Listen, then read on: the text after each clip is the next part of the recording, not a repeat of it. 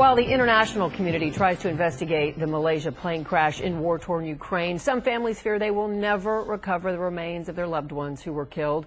And some of them say their voices are getting lost in the political fight over this downed jet. We continue our coverage tonight with aviation crisis consultant Ken Jenkins. We appreciate you being here very much tonight to talk about this.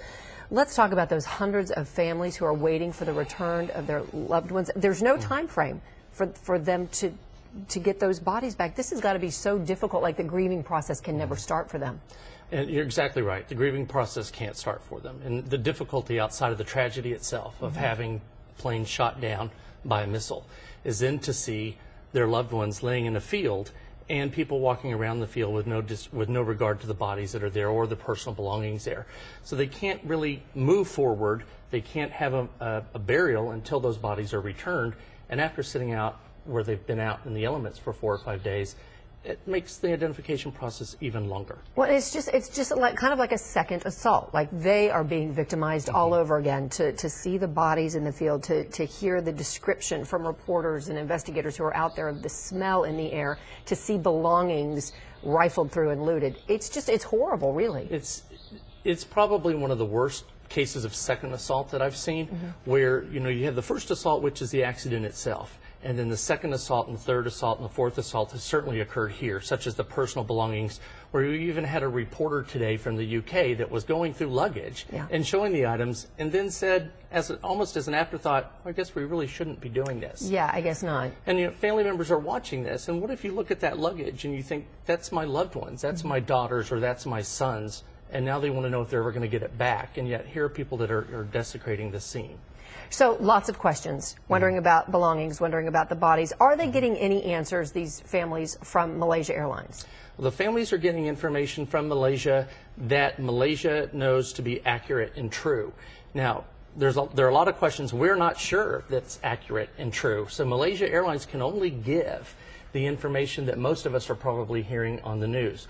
What they should be doing, if they're not already doing this, is providing the plans on what's going to happen when the bodies are identified and then released, and then how they'll be repatriated, and if personal belongings are indeed returned to the government of Ukraine, how those items are going to be processed and then returned to their families as well. So you worked with Malaysia Airlines just a few months ago. You were there for several weeks working with the victims of the disappearance of their last flight. Do you think that the company is taking into account some of the things that you talked about in crisis management and dealing with what is so emotional, and then yet they still have a job to do in an investigation? Right, they do, and that's the difficult balance for any company, an airline or others. How do you balance the company and corporate interests with the personal interests of the people that have been hurt?